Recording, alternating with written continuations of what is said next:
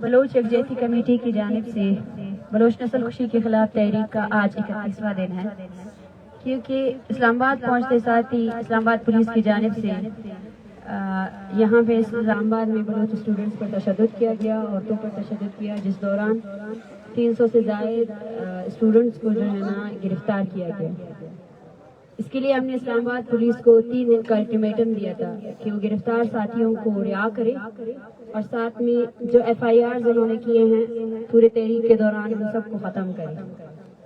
آج ہمارے 166 کے قریب جو ہے نا ساتھی رہا ہوئے ہیں، لیکن ان میں پھر سے تشویشناک صورتحال یہ ہے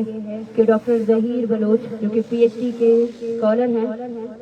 ان کا ابھی تک کوئی ٹریس نہیں ہے کہ وہ کہاں ہیں۔ ہم سمجھتے ہیں کہ ڈاکٹر ظہیر بلوچ کو جبری طور پر گمشدہ کیا گیا ہے اور ان کی جان کو شدید خطرہ لاحق ہے۔ ڈاکٹر ظہیر بلوچ سمیت 100 سے زائد ایسے اسٹوڈنٹس ہیں جن کی ویئر اباؤٹس ہمیں نہیں پتہ ہے۔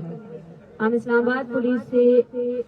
یہ اپیل کرتے ہیں کہ وہ دروغ گوئی نہیں کرے۔ دروغ گوئی کی بنیاد پر وہ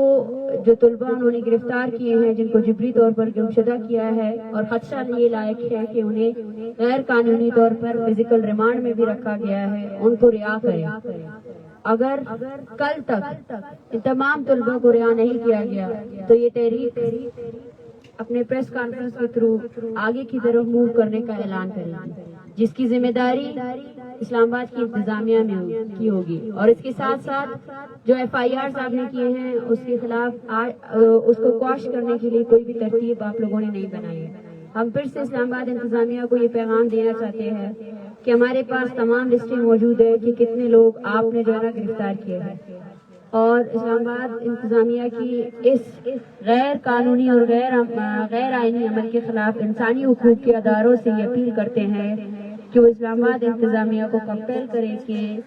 ڈاکٹر ظہیر بلوچ، جن کو انہوں نے فزیکل ریمانڈ میں رکھا ہوا ہے، اسے رہا کرے، اور اس سمیت 100 سے دیگر۔ اور میں یہ بھی کہنا چاہوں گی کہ ان گرفتار لوگوں میں ایسے سینکڑوں افراد موجود ہیں جو تربت سے مارچ کا حصہ بنے ہوئے ہیں، جس میں سہیل کے بھائی، غلام فاروق کے بیٹے، اور ساتھ میں ہمارے مارچ میں شرکت کرنے والے اور بہت سے افراد موجود ہیں۔ رکھنی سے جو ہے نا نور محمد کی فیملی ہمارے ساتھ موجود تھی۔ جب ہم تونسا پہنچے تو ان کے گھر میں فوتگی ہوئی تھی، لیکن انہوں نے اس فوتگی کا بھی خیال نہیں رکھا اور وہ مارچ کا حصہ بنے رہے۔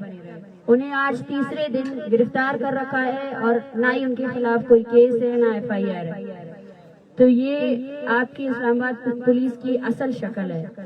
اور ہم انسانی حقوق کے اداروں اور تمام ذمہ دار جو سیاسی ورکران ہیں ان سب سے اپیل کرتے ہیں کہ وہ اسلام آباد پولیس پر زور دے کہ وہ ان تمام لوگوں کو رہا کرے۔ Thank you.